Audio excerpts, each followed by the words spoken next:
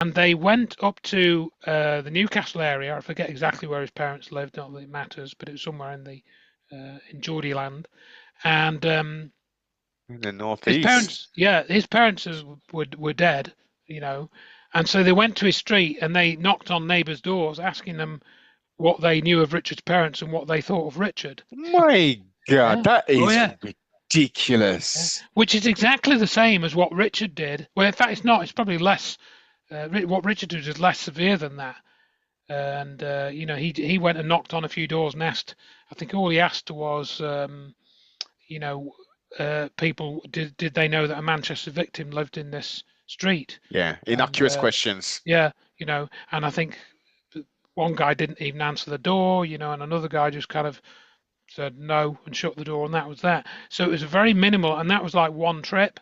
Mm, So you know, but these reporters knocked on all the doors and they wanted all the details of Richard's dead parents, you know, and you that's know, a work it lot. out for yourself, you know, and that again, of course, when we get this reaction from people, oh, he shouldn't have done that, you know, he shouldn't have hassled these people because you know they were bereaved or they were victims of this horrible event.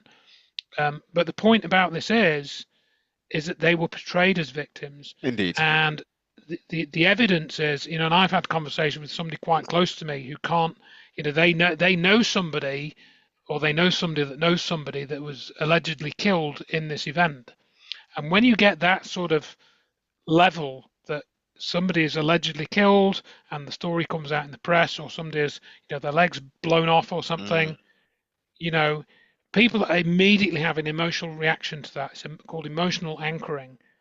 yes, And once they have that emotional anchoring and have been subjected to it, they can you know their objectivity then is almost neutralized, indeed.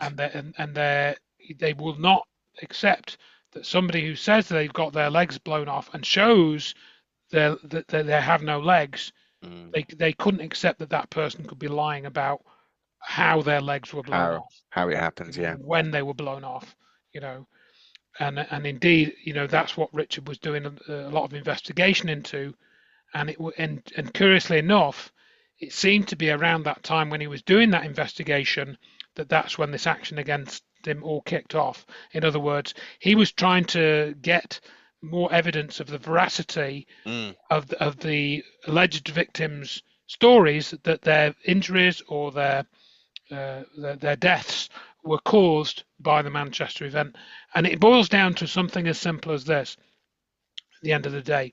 If you look at the scene, you look at the videos, and this is verified by Ian Davis's book and Dr. David A. Hughes' research, there is no evidence of a bomb where they claimed there was a bomb. none. There is no evidence of a bomb. Let that sink in. There is no evidence of bomb. There isn't evidence of a pyrotechnic device. There is no evidence of a bomb, an explosive device Hmm. that injured people significantly. That means there were no real victims and there were no real major injuries. That also means that those that are claimed to be injured or have died because of that bomb at Manchester, they must be lying, unfortunately.